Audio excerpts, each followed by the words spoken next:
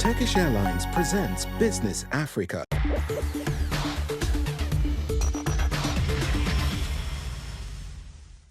Bienvenue dans ce nouveau numéro de Business Africa. Je suis Ruth Lago. Voici les titres. Comment l'Afrique peut-elle parfaire sa transformation numérique en étendant l'accès au haut débit et à moindre coût? Les startups africaines ont levé plus de 6 milliards de dollars en 2022. Seulement 2% d'entre elles ont été créées par les femmes. Pourquoi cette disparité des genres? Et enfin, au Burundi, un agriculteur s'est spécialisé dans la culture du fourrage vert hydroponique pour nourrir son bétail. Selon la Banque mondiale, il faudra 100 milliards de dollars d'ici 2030 pour garantir un accès à Internet haut débit à toute l'Afrique et un demi-million de kilomètres supplémentaires de fibres pour couvrir le continent. Conséquence, regardez cette carte fournie par Statista. En termes de forfait mobile, 1 giga coûte près de 10 dollars en Namibie et plus de 20 à Sao Tomé. L'Internet est cher et lent. Suivez ce reportage de Cédric Seosolo à Pointe-Noire au Congo. Axel est un entrepreneur web. Depuis la fermeture des bureaux de sa start-up l'an dernier, il se rend quotidiennement dans cet espace de coworking. Heureusement qu'il y a eu des solutions coworking qui sont mises en place. Et voilà. Et l'avantage, premièrement, c'est que dans le coworking, c'est que c'est eux qui prennent un formule d'abonnement chez les distributeurs de réseau. Et voilà, moi, j'achète juste l'espace de navigation et un bureau. Et comme ça, je peux travailler pour recevoir des clients là-bas. De nombreux entrepreneurs sont assommés par le coût élevé des données mobiles au Congo, un pays classé en 2021 parmi les 6 États d'Afrique les plus chers en la matière, avec environ 8,47 dollars le gigadata, selon les chiffres de l'Alliance pour un Internet abordable. Il faut comprendre que le coût de l'accès à Internet pour les populations est mécaniquement en fonction du coût pour les opérateurs. Le coût des infrastructures coûte cher à construire. On observe également ici, particulièrement en Afrique centrale, un manque de concurrence entre les opérateurs. C'est particulièrement vrai ici en Afrique centrale, alors que si vous déplacez par exemple en Afrique de l'Est, les tarifs des opérateurs sont beaucoup plus bas. Des inégalités de prix qui ont incité le gouvernement congolais à adhérer au programme d'interconnexion en fibre optique de l'Afrique centrale. Ce réseau de plus de 900 km va connecter le Congo, le Cameroun et la Centrafrique. Le maillage des pays voisins du Congo, comme le Cameroun, la Centrafrique, on peut également citer la République démocratique du Congo, le Gabon et même l'Angola, apporte au Congo une redondance dont les opérateurs ont besoin. Une redondance, ça veut dire qu'il y a plusieurs chemins pour les réseaux en termes d'approvisionnement. Cela évite des interruptions complètes de services Internet au sein du pays. Ça permet également de diminuer les coûts.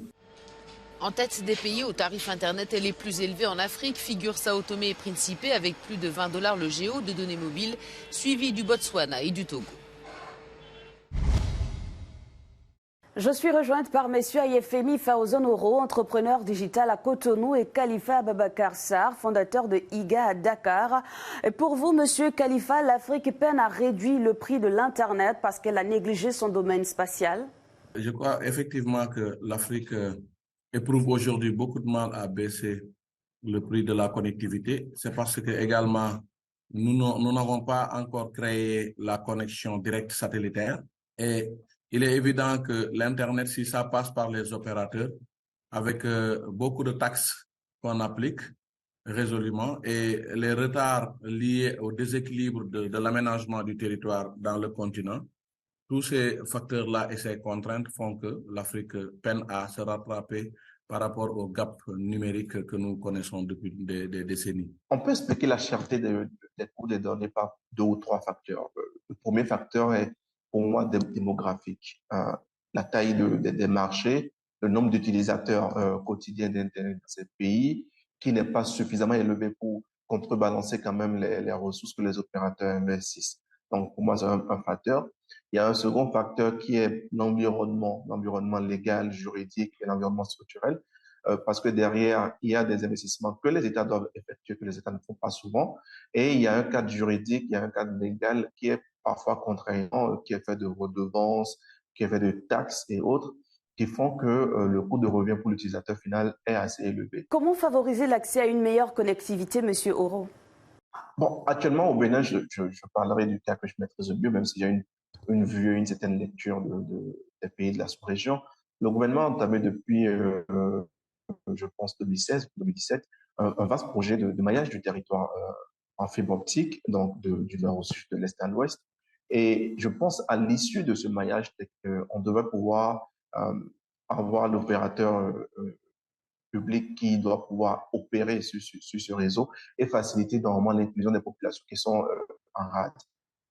Ça va de plusieurs façons, je pense. Il y aura des coûts qui vont être assez abordables pour des populations en zone rurale qui ont souvent moins de ressources que les populations en zone urbaine.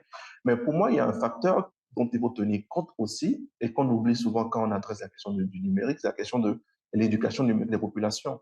Quand vous avez un pays où moins de 20% de la population est éduquée sur les questions du numérique, c'est utiliser un smartphone de dernière génération, vous avez beau faire un maillage de votre territoire en fibre optique ou utiliser des fibres satellitaires, Internet satellitaire, vous ne pouvez pas avoir beaucoup d'utilisateurs parce que les gens ne savent pas en fait comment l'utiliser.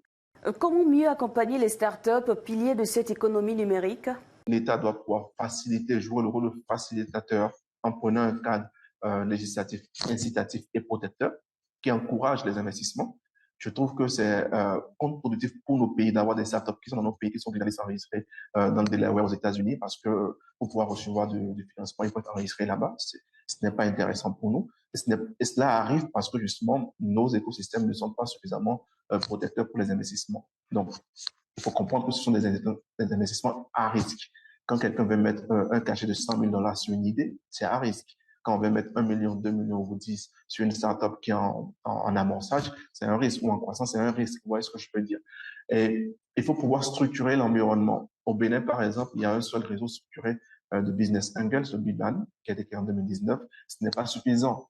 On n'a pas remarqué, par exemple, l'existence de fonds d'amorçage clairement destinés au marché béninois, par exemple, qui adressent les besoins de financement des startups. Ça n'existe pas parce que l'environnement n'est pas structuré pour. Il faudrait que les gouvernements aussi mettent de l'argent sur ce secteur du géospatial et ce secteur aussi de l'intelligence artificielle. Vous savez, il y a beaucoup d'universités qui enseignent l'informatique, mais l'informatique qu'elles enseignent, ce n'est que de l'informatique théorique. L'informatique doit être aujourd'hui aux besoins des populations, une informatique pratique. Merci à vous, messieurs. Les disparités existent dans le financement des startups selon le magazine Les Inspirations Éco. Plusieurs facteurs l'expliquent, notamment les difficultés d'accès à des réseaux de mentors qui peuvent accélérer la levée des fonds ou le manque de confiance en des startups dirigées par des femmes. Les startups africaines ont le vent en poupe. En 2022, selon Patrec, elles ont levé plus de 6 milliards de dollars. Reste que cette bonne santé économique cache une disparité des genres. Les startups créées par des femmes ne représentent que 2% du total des fonds levés, selon Africa Big Deal. Un chiffre qui pourrait avoisiner les 15% si on inclut les entreprises fondées par des équipes mixtes. Pour le magazine Les Inspirations Éco, la faute revient à la faible promotion des femmes entrepreneurs ou à la pauvreté de leur réseau, notamment en raison de leurs obligations familiales. Les entreprises dirigées par les femmes doivent faire face à des différences entre les genres. Elles jalonnent le processus d'identification et de sélection des programmes d'accompagnement et de financement existants. Il existe bien évidemment des solutions, notamment celle d'inviter les femmes à mieux promouvoir leurs activités en tenant compte de la technologie et de s'entourer de mentors féminins, et ce afin de réduire ce déséquilibre. Au Burundi, l'agriculture et l'élevage sont au cœur de l'économie. Ces secteurs emploient une partie significative de la population, dont Cédric Niyongabo. Il a décidé de révolutionner sa ferme en produisant du fourrage hydroponique pour ses bêtes. Pour répondre aux besoins croissants en fourrage, Cédric Nyongabo, jeune innovateur burundais, a introduit du fourrage vert hydroponique. C'est à Mutimbuzi, dans l'ouest de Bujumbura, qu'il a installé sa première ferme. Le processus commence par la sélection des grains de maïs et du blé. Après lavage, vient ensuite l'étape de la germination. C'est un fourrage qu'on cultive avec de l'eau, sans engrais chimiques ni pesticides. On cultive sur des plateaux et on arrose. Il faut mesurer la quantité d'eau. On utilise une serre, elle permet de mesurer la température et l'humidité et protège aussi le fourrage contre les maladies éventuelles.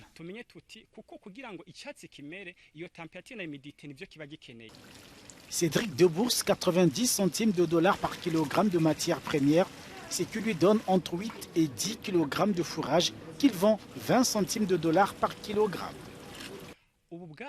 L'animal nourri au fourrage reste sain et propre. Il est sans microbes. Il a à sa disposition les graines, les racines, donc des éléments nutritifs. C'est un fourrage facile à digérer aussi. Cédric Nyongabo produit au moins 4 tonnes par semaine. Sa technique est très adaptée au Burundi. C'est une aubaine pour les éleveurs de son pays. Ce fourrage va beaucoup nous aider. D'après mon constat, il participe à l'augmentation de la production animalière. Il est délicieux pour les vaches et il est moins cher par rapport au fourrage habituel. Plus de 90% de la population burundaise vit de l'agriculture et de l'élevage, des activités qui restent majoritairement de subsistance dans un pays qui compte plus de 12 millions d'habitants. Merci d'avoir suivi cet épisode de Business Africa. À très vite sur Africa News.